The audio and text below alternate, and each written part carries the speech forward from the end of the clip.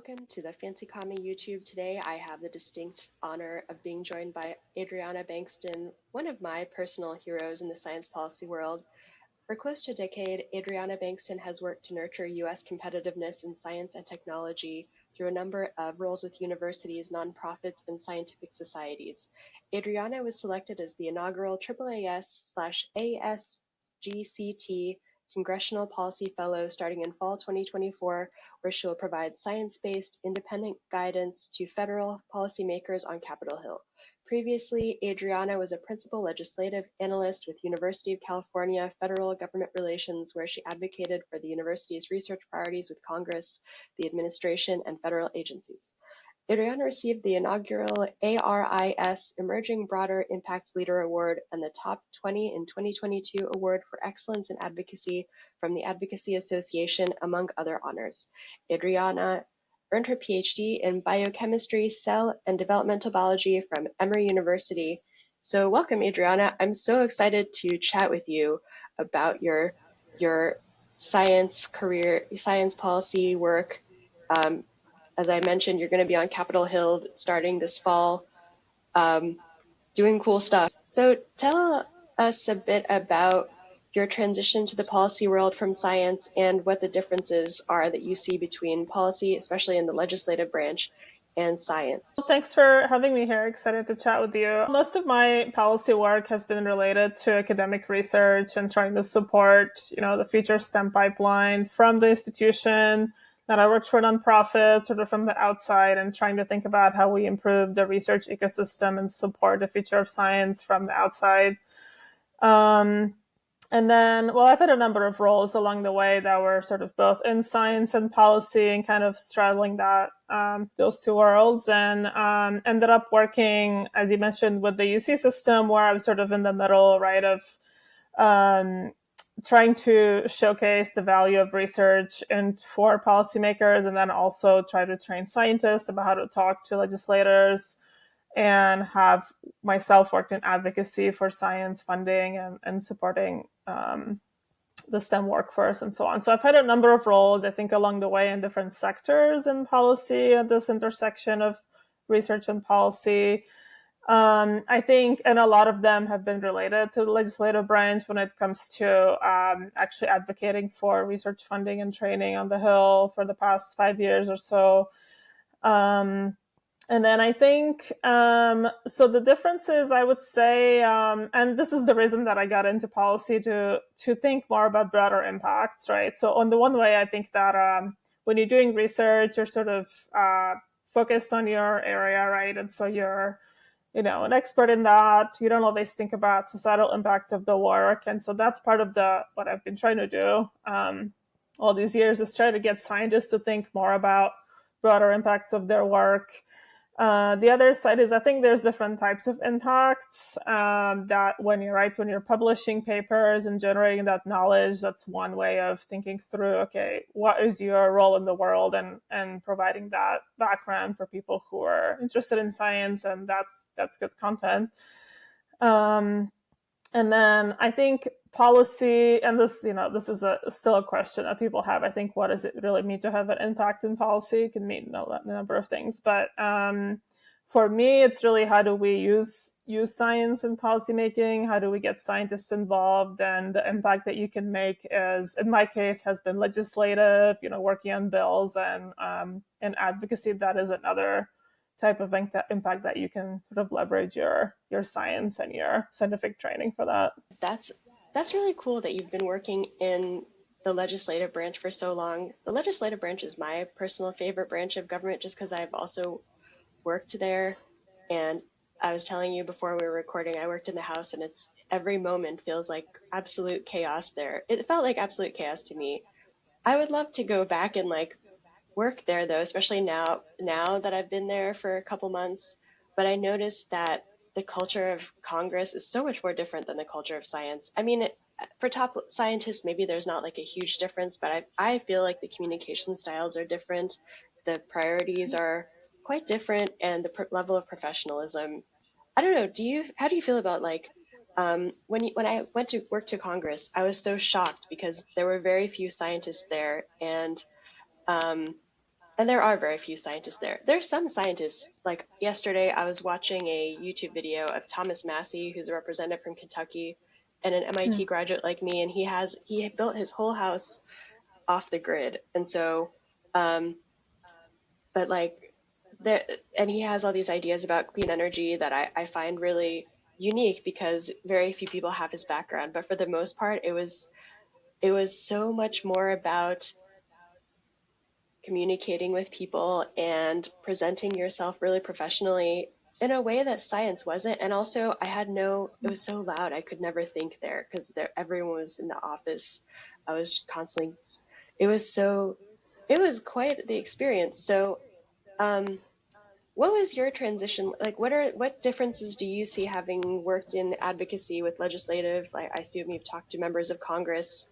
Um, do you do you notice those differences as well, or am I just really like overplaying these? Because I just felt like I gained a new skill set, but it was so weird at first to be around like, like humanities people, government majors. That's not a thing at MIT. We don't have that many government majors, though we do have some, and we have humanities. But what are your thoughts on this cultural difference and skill sets and everything here, the divide between science and policy? I think you're right about, there's still not a lot of scientists in policy, and right, these kinds of fellowships are made for that purpose to bring more of that knowledge and hopefully, improve the culture in some ways that it's evidence based, and a lot of it is the content that you bring to is important for different bills, right? So again, having been like at this intersection between scientists and policy, I've seen how, for example, legislative staff would reach out to scientists to say like, okay, I'm writing a bill on, for example, wildfire or something, and I'm looking for an expert who's working on these topics, right? So that is interesting to see because coming from science, for me, it's always like, how do I get into the government and how do I work more with legislators? That's been interesting, but also seeing the other side of, okay, they are reaching out to scientists to learn more about the content and really try to make their policies evidence-based. That has been nice to see. I think, for me, of course, one thing is, just the way that you kind of brought this up, communication, the way you write, different pieces. I've had a number of different experiences along the way, just learning this idea of summarizing a lot of information into a short paragraph, doing it quickly, kind of on the spot. I think most of my learning, so to speak, has been on the job, right? That I was sort of thrown into, this whatever job I had, and learn the skills to learn how to write differently and talk differently. I think there's a lot of kind of consensus building and kind of future looking too, right?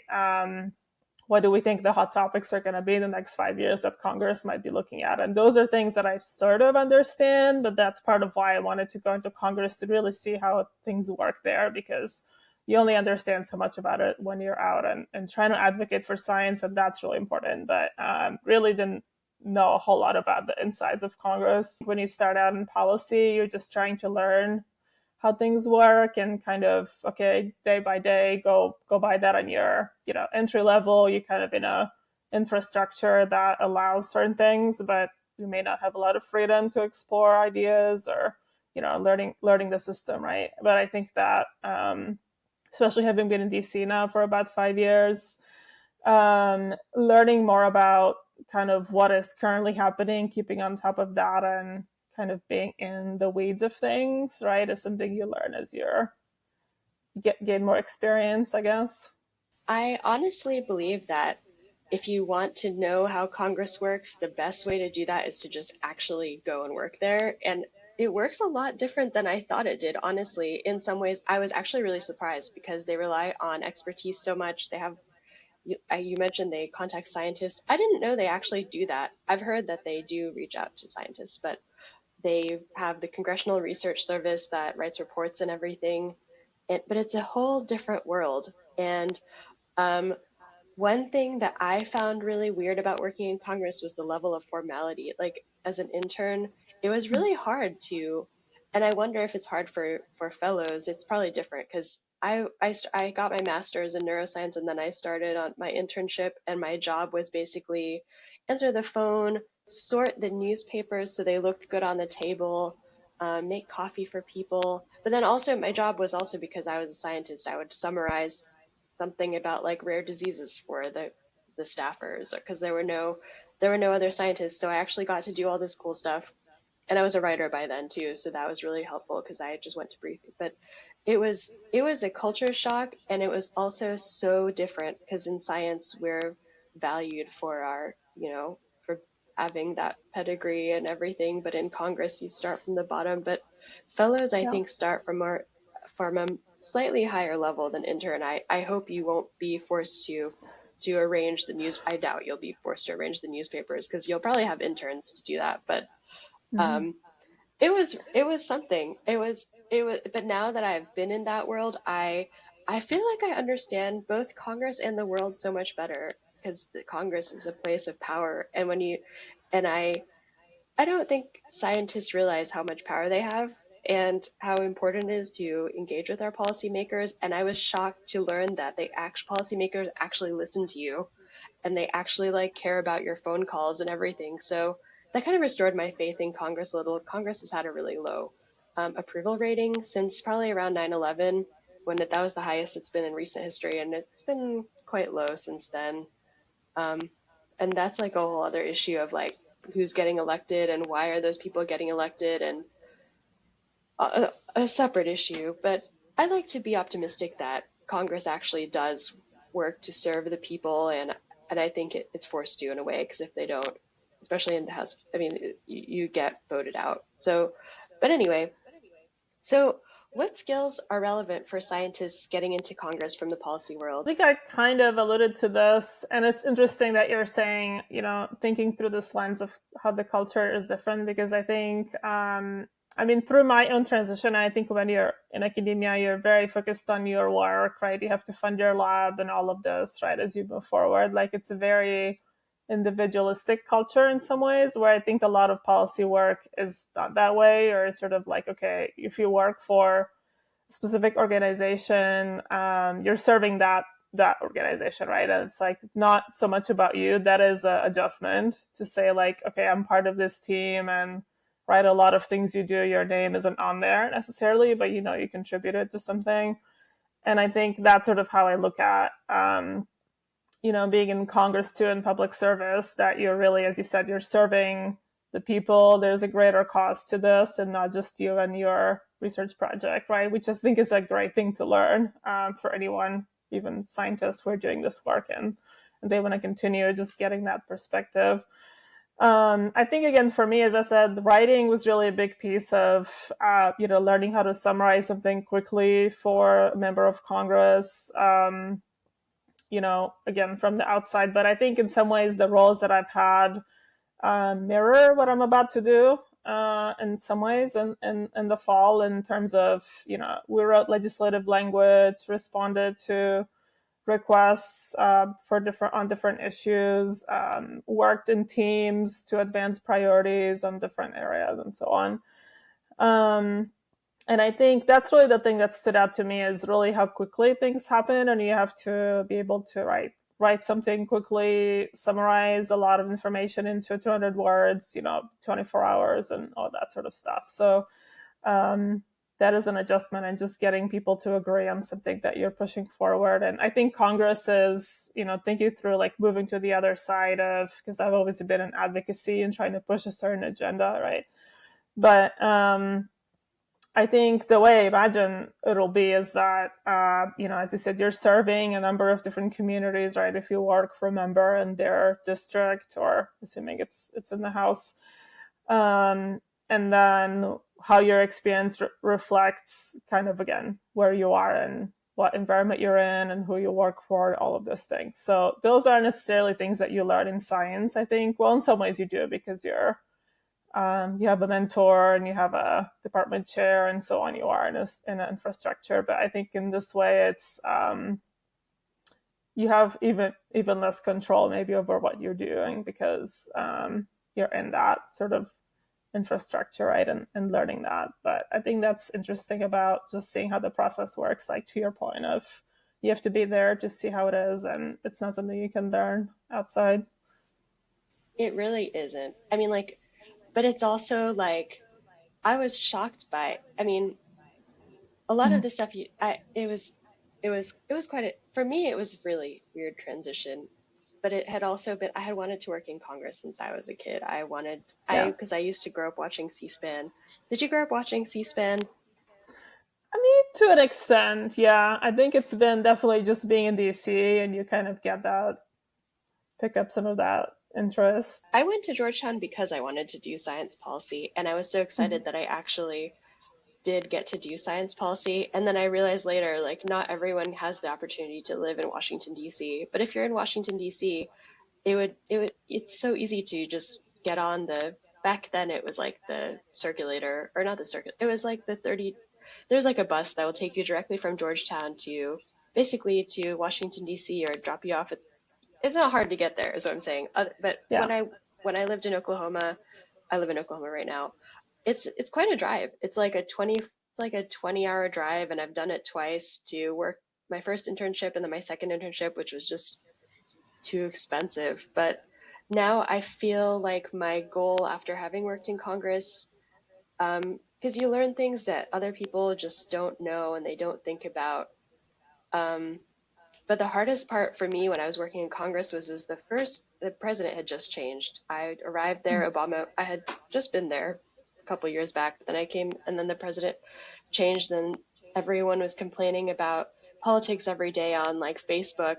And then I was like, oh, that's so weird that everyone's complaining about this. I'm literally here working on this. That was actually like the strangest thing for me because I couldn't really say anything. But their complaints were so out of perspective with what I was actually doing because I was in the legislative branch. They were maybe posting like Facebook posts about how much they didn't like Donald Trump, or like I mean, I was in a Democratic district, so every day we had oodles and oodles of calls about that. And it was really it was that level where you're working in the House and you're literally part of the political process, and then people are just complaining about it. That was by far like the weirdest thing about working in Congress, but it was also incredibly cool to say like, hey, I'm actually part of the political process now.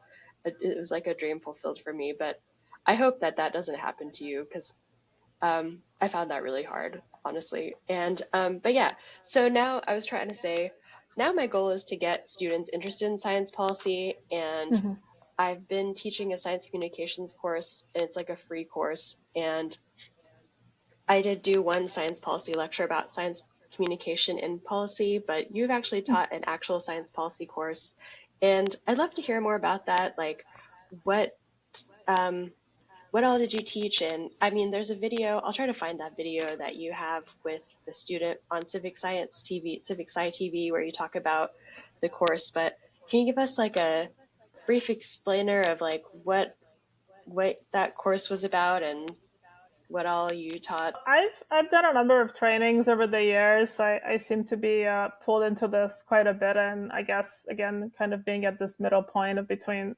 researchers and policymakers and understanding both sides. And of course, I'm interested in getting students involved. And so I have kind of three, well, maybe more than three, but one is just to put a plug here for the Journal of Science Policy and Governance. So I did do a number of trainings on there when I was CEO, and we do writing workshops and webinars and all of those things. So that is something to look into if we have students who are listening. The second is, and I think this is what you're referring to, the UC Irvine certificate program in STEM policy and advocacy.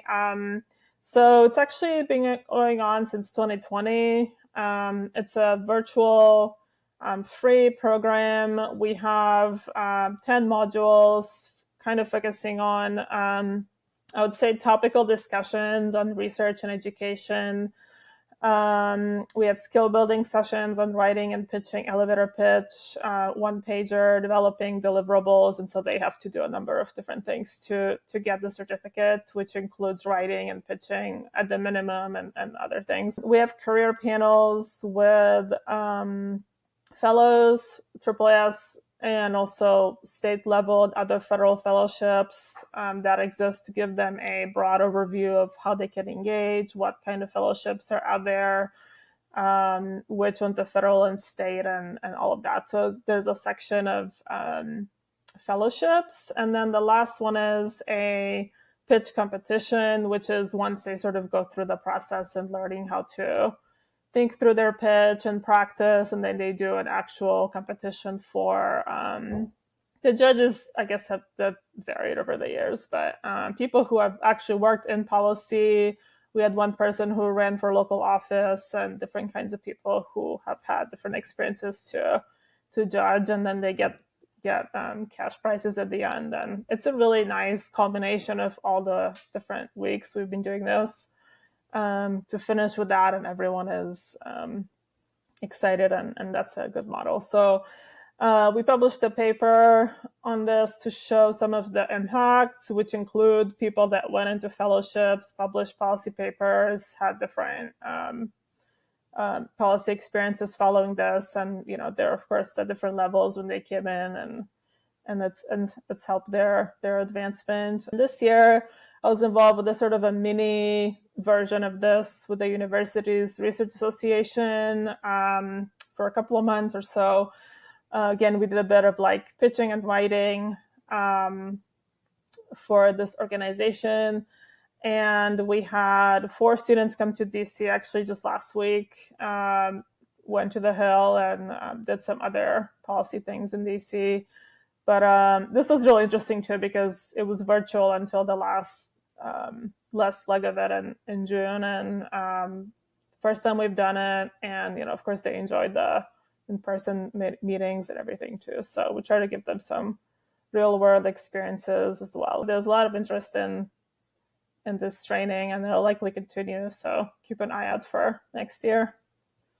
Yeah, can I join it, or can anyone be part of it, or is it open only to UC students? Or so the Irvine program, so it's not limited to UC Irvine students or postdocs. It was designed to serve particularly grads and postdocs pretty much from anywhere in the country. We did have actually a few international too. The idea was this, again, starting, during COVID. And so when a lot of people were home and, looking for something to do, basically, it is, so some of the things that it's, trying to break down the barriers of including students who are in different parts of the country that wouldn't have these opportunities, right? We specifically targeted people that were kind of middle of the country. It ended up being a mix because we don't want to exclude people, but we did pay particular attention to that.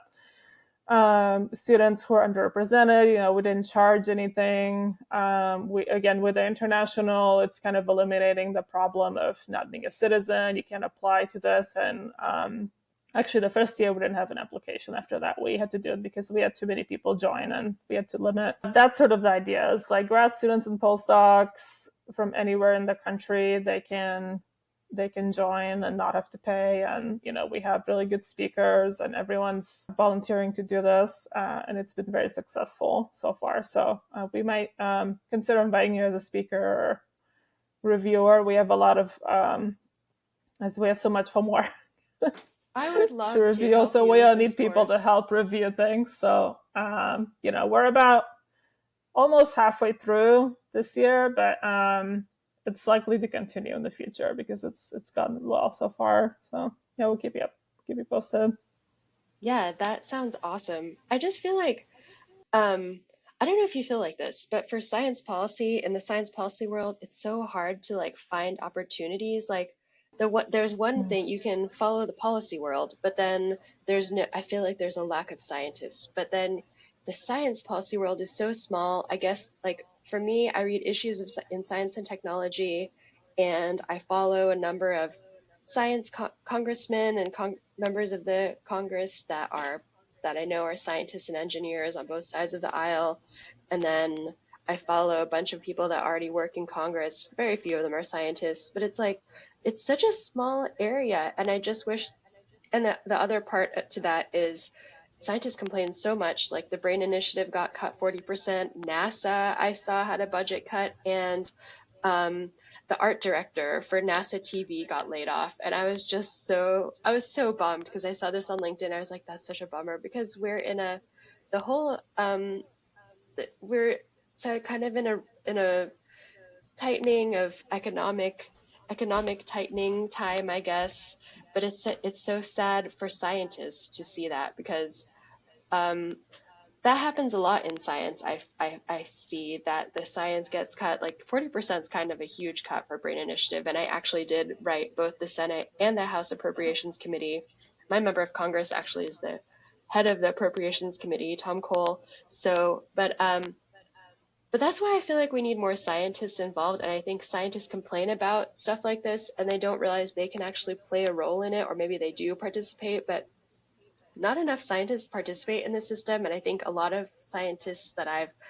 people I've talked to in general are very, what's the word? They just think that policymakers don't really listen to them. And then so they don't participate in the democracy in our government system. And then bad stuff happens. But it's like, in my ideal world, every scientist would have the skills that you teach in your course, or at least know a little bit about policy, so that there would be more people interested. We could all nerd out about it, but also science would be like the implementation of science as related to policy would be so much better. Like, I don't know what role you'll have. Obviously, scientists want. I'm a neuroscientist. You're also a neuroscientist. Or no, you're a biochemistry. You're like a Yeah. molecular bio person. Yeah, But biochemist, cell biologist. Yeah, no, I think it makes a lot of sense, and that's kind of why I took the leap at this point in my career. I probably could have done a number of other things, and I've like you said, I've done advocacy, I've done teaching, and I could kind of go in any of those routes. But I sort of felt like I really wanted to go into Congress and see how the system works and how I could be helpful, whether I stay on the Hill or do something else. I think this experience is super helpful for anyone to have, and will hopefully help me understand the system a little better and kind of how to plug into it or whatever the next step is. Yeah. yeah, I feel like you'll be unstoppable after because I feel like that's the only piece you're missing of the science policy puzzle, is because you've advocated on Capitol Hill and then you're a scientist. You can conquer the world after this internship. I expect you to no, I'm just kidding. That I'm really excited for you. I really also really want to be in. I really miss Washington D.C. and I do miss the chaos of Congress sometimes. But it's going to be really crazy this year because in 2024 I read that every House seat is up for re-election, and so things might be different in government, or they might be the same. I don't know, because polling is so weird. The presidential race is so weird. All the different issues every day. I feel like we don't know who's going to be. Maybe we'd have some. In the spirit of full disclosure, I'm actually working Yeah. to elect Joe Biden through his Spanish language phone banking in Arizona. So, but actually, Donald Trump has withdrawn all of his. Apparently, I read on Twitter he like ramped down his campaign operations there, and it's a battleground state. But who knows what's going to happen in the House and this year? It's really and like what that means for science and everything. I think for you, as working in the actual government, maybe it won't change things too much, because I didn't really feel a difference from when Obama's last days happened and then Donald Trump's first days happened. Like it wasn't. I mean, like thinking about that is so the presidential race is like a whole other branch of government in a way. So it's like, Yeah. but it's like, what if it goes, I forget who's running what, like majority, what if the House majority becomes Democrat and then the Senate majority becomes Republican? And then like, what does that mean for all of the bipartisan stuff that Joe Biden and Joe Manchin just became an independent, and he was like this deciding vote in like a lot of Yeah. this legislation. So, does that make you nervous, or you probably don't care? But I mean, I don't know. Like, what are your thoughts about I mean, our sort of. I've been doing different coffee chats with people, so I guess that's one good thing.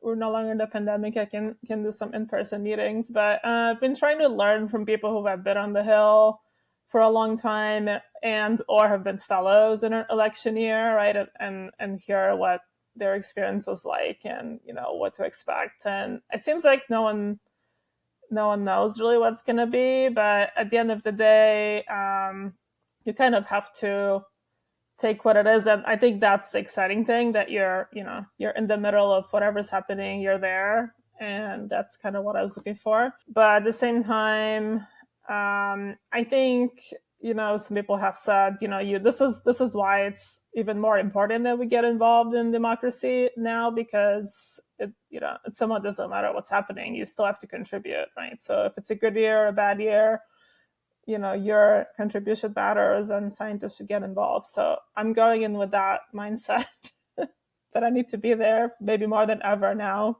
given how things are now.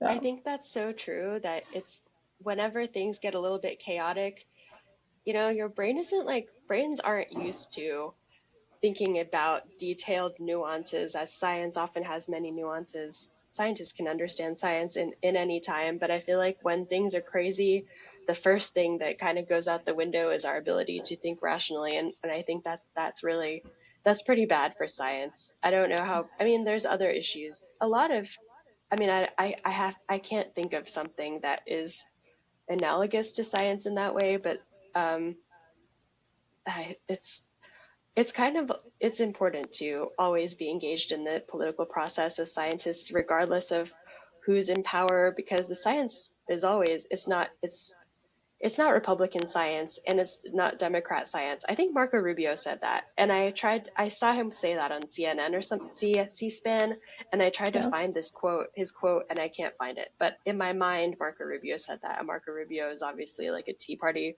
Republican senator, but it's like it doesn't matter at the end of the day who's what party, because it's all about the issues and what matters to people. And like you said, public service, that's huge. I'm a Democrat. I'm trying to get into speech writing right now. So I spent this weekend reading this book called Thanks Obama. It's by David something Lit. I forget his name exactly. He was a speechwriter for Obama, and he has a part in his book that is related to what we were talking about. He was talking about public service, and he saw this person that was just kind of walking around and protesting on the White House when he was working there, and he was like, that person pays my salary. And just like thinking about, like, I think also it's like really important to obviously serve your country, do public service, but also just like in our current time, I feel like we have kind of strayed from that, and we complain a lot about our government, but there's a lot of opportunities to directly participate in government to make it better. And that's what I'm trying to do myself, like through my volunteer work. In our time of being like really polarized, it's really important for scientists to participate because scientists fit in everywhere. And I don't know how much scientists really think about this, like in academia, but I really think it's really cool that you're working in Congress and you're going to be a fellow there. How long are you going to be a fellow there? Is it like a 1-year fellowship? That's a 1 year. Yeah, I think it's like I said, this is why I decided to do this at this point in my career, because I've sort of seen how it works, and I always wanted to be in it and was curious to see how things actually work in DC, because that's where a lot of it happens, and it impacts a lot of other branches of government and other sectors, right? So I think just gives you a good perspective. And, having seen that from the outside and, having worked in advocacy for about 5 years or so, you see, how hard they work, and most of them are good people. They're trying to do good work and they're dedicated to their boss and the causes that they're working for. So I'm excited to be a part of that. Yeah, I think I learned that Congress is full of very idealist people, but it's also full of like incredibly young people. Because like in science, the older you are, the more prestige and publications you have. But in government, I feel like my boss was 20 or something. She was like she was like a college graduate. I was the same age as the chief of staff of the office, who's the person right under the member of Congress in terms of the hierarchy. But it's like it's one of those things. I found it to be really fun, but it's also a lot of work, and it's like you take it for granted, like and now every time I see like an act, or like if I'm like doing something and it's like the so and so act mandates that you do such and such, I'm like, wow, that I don't take that for granted anymore, that there's actual people working to make sure that we have all the government has money, or that our lives are better. And I don't know what the legislative priorities for this next, because you'll basically be working in the new presidency for most of your, for most of it. So we'll see. Maybe because there were a lot of bipartisan legislative accomplishments. The Bipartisan Infrastructure Act. There was the Chips and Science Act. I forget what the other, Inflation Reduction. Maybe there will be more of those. I don't know. It will be cool. I think whenever I see people and I watch C-SPAN, I'll think of you working hard there in Congress and probably not sleeping enough and drinking way too much coffee like I did. Hopefully not, but that's why I was really grateful to my district for having all this coffee. The taxpayers paid for all this coffee that I drank every day to do my work. So it was really fun to serve that district, and I really want to do it again. And I don't know how I can do it, but because I don't have that kind of energy anymore, and I don't live in Washington, but you have that kind of energy. And you live in Washington, so yes. I wish you the best. I'm so excited for you. Oh, thank you.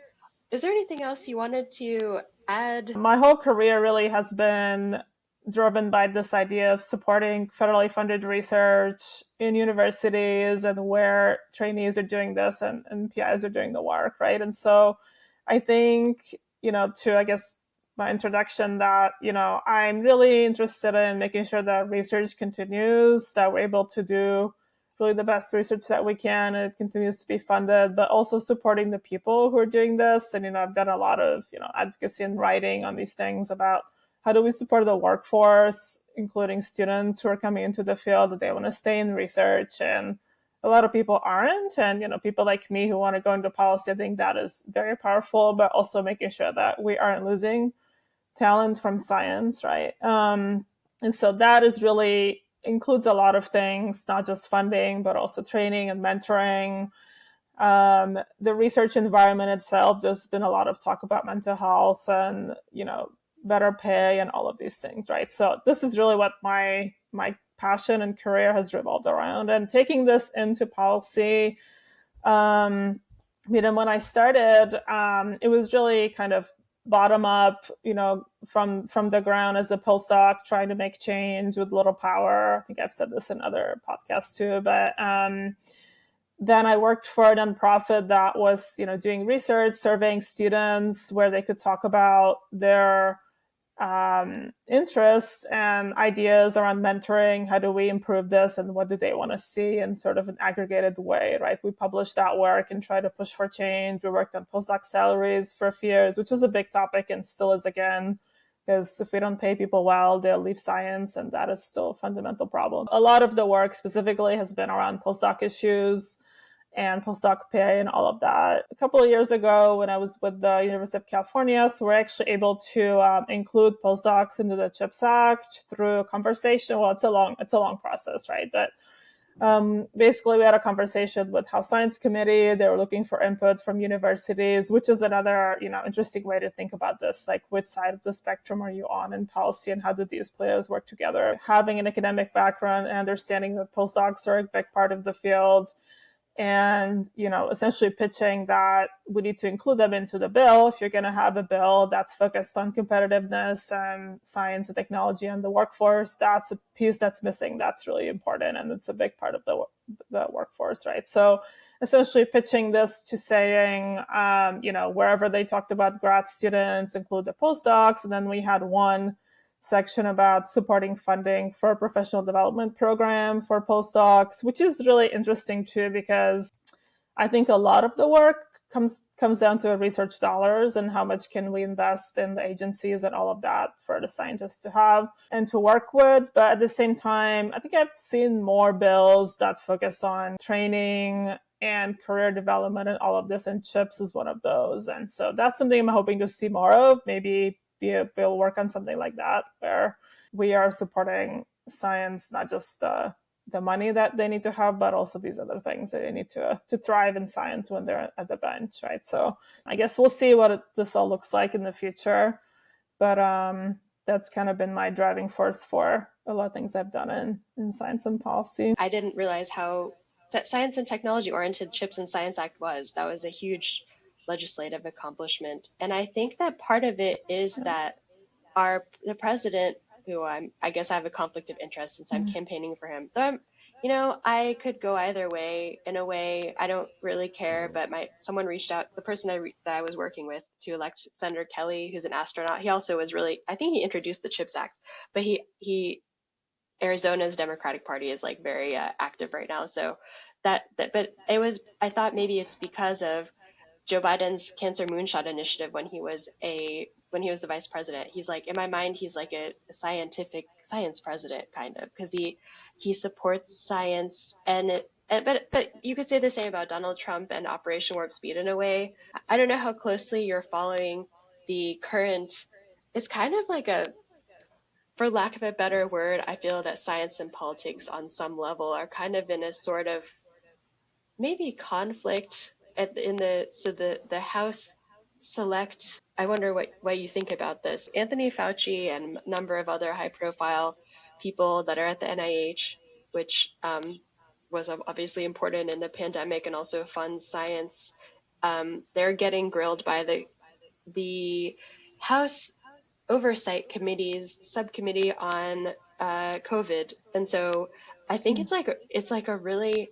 I've watched some of it, and some of it is like, I think is it Brad Wenstrup? I forget who exactly it is, but he actually the Republican guy, he thanked Dr. Fauci for creating vaccines, and Dr. Fauci agreed with him on some things like regarding preparedness, and I think also about communicating stuff. But for the most part, it's just been this whole like it's very politicized. And I think part of it was because there's kind of a disconnect right now that's very high profile and obvious between science and policy, as evidenced by those hearings. And it's kind of, but I think it's like, I wish they would have, in a way, I was thinking about it and I was like, I wish this happened earlier so policymakers and scientists be forced to be in the same room and act, especially Congress, since Congress funds most of the stuff happening with science research and the NIH and everything. But it's also been really hard because I saw Elon Musk post something that was like, Anthony Fauci should be in jail. And I was just like, this is so hard for everyone involved, because I remember how polarizing the pandemic was. Not just about just the politicization of science is like such a huge problem, and that's why I feel like we need more scientists in Congress so that we can be on their level and we can combat that. But have you been following that? What are your thoughts on that? Do you have any thoughts on that you want to share? Yeah, I guess I've been following some of it. I mean, for me, I still don't feel like I understand the process enough to be on one side or the other, or trying to be neutral. But I think going into the fellowship, I mean, there's a lot of unknowns, right? So we don't know who will be elected, whether the House flips, and any of that. I'm trying to kind of go by my interests and members that would support those things, or where I think I would do well, or issues that I care about and want to be aligned with.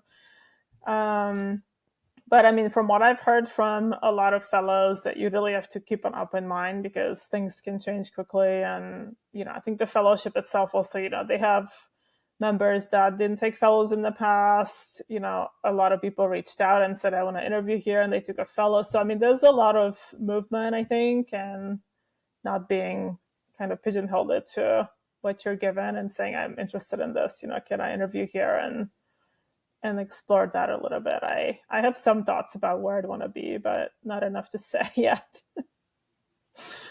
That's cool. You get to pick. I would love to be on the oversight committee because I have all these questions about the pandemic, and I wrote a briefing for my state government and I sent it to them about red state communications about COVID, especially about like vaccines and stuff. So I feel like that would be really cool if I worked in there. But I just really like the political process. I don't think it's like I knowing what I know now that I've been in Congress, maybe you'll have this perspective when you, hopefully a much better perspective because you're already so advanced in the science policy world. But now that I've been in science and I've been in policy, I understand things a lot better, and I actually kind of enjoy it. Even the House Oversight Committee is like one of the most.